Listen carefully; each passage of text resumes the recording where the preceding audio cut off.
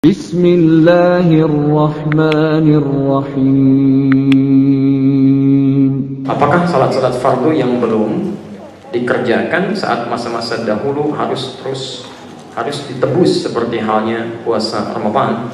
Tapi para ulama berbeda pendapat dalam persoalan ini. Yang pertama, Imam Syafi'i berpendapat bahwa karena salat itu ibadah inti yang tidak boleh ditinggalkan dan kemudian melekat kefarduannya bagi setiap muslim, maka setiap orang yang pernah melewatkan sholat dalam hidupnya dalam keadaan dia beriman, ingat, dalam keadaan dia beriman, bukan dalam keadaan sebelum beriman. Ada non muslim misalnya nggak pernah sholat, bersyahadat masuk Islam, nah itu tidak perlu dia memikirkan sholat-sholat yang dulu yang dia tidak kerjakan dalam keadaan tidak ada imannya. Dengan dia bersyahadat gugur semua dosanya dan bertobat dalam keadaan yang baik. Karena itu mohon maaf ya, saya agak sedikit lompat sedikit saja. Kalau ada orang mau masuk Islam, itu jangan dibimbing dengan kalimat yang banyak-banyak, apalagi diminta istighfar. Istighfar dulu, Bapak itu salah ya dulu, kenapa baru masuk Islamnya sekarang? Istighfar.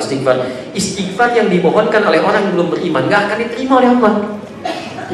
Ya jangankan orang gak beriman, orang beriman pun memohonkan istighfar untuk yang tidak beriman gak akan diterima, kecuali dia beriman dulu. Dicepat, kalau ada yang mau masuk Islam langsung bimbing Bismillah, ucapan syahadat seketika. Dengan kalimat syahadat yang diucapkan, dengan tobat yang dia lakukan, gugur semua dosa-dosanya, dibuka lembaran baru.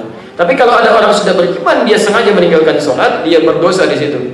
Begitu dia sadar, dia bertobat, kata Imam Syafi'i, sedapat mungkin dalam setiap sholat fardunya, selesai sholat fardu yang wajib bagi dia saat itu, dia tunaikan lagi sholat-sholat yang pernah dia kemudian kerjakan dan tinggalkan dulu, dengan niat sholat pengganti yang dulu bisa bertanding dengan sholat-sholat sebelum atau setelah sholat fardunya, sepanjang di situ ada syariat sholat sunnah.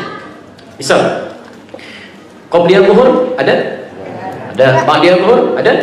Tayyib. Jadi Anda bisa kerjakan, misal setelah sholat zuhur kan ada ba'diyah 2 rakaat, Anda bisa tunaikan ba'diyah 2 rakaat, atau Anda bisa ganti itu untuk menunaikan sholat yang dulu pernah ditinggalkan.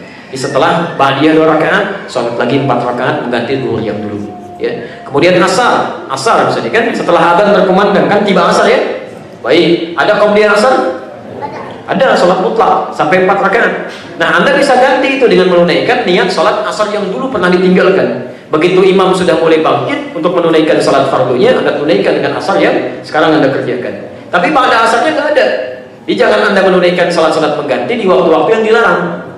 Ya, misal habis sholat subuh, Anda sholat lagi, kan? Habis sholat asar, Anda sholat lagi. Selain bisa keliru, juga bisa menimbulkan fitnah bagi sekitaran setempat yang melihat. Itu siapa sih? Iya ya, kayaknya aliran baru ya. Iya, terlalu soleh ya. Tapi aja nggak begitu, tuh jadi perbincangan. Jelas ya? Itu pendapat Imam Syafi'i. Imam Abu Hanifah dan sebagian yang lain berpendapat tidak perlu dia mengganti. Karena dengan tobatnya, dan kalau serius tobat dia lakukan seperti petunjuk di Quran surah keempat ayat 17 sampai dengan ayat 18, maka gugur semua kesalahan yang telah dia perbuat. Dia hanya perlu untuk meningkatkan amal soleh yang bisa dia kerjakan.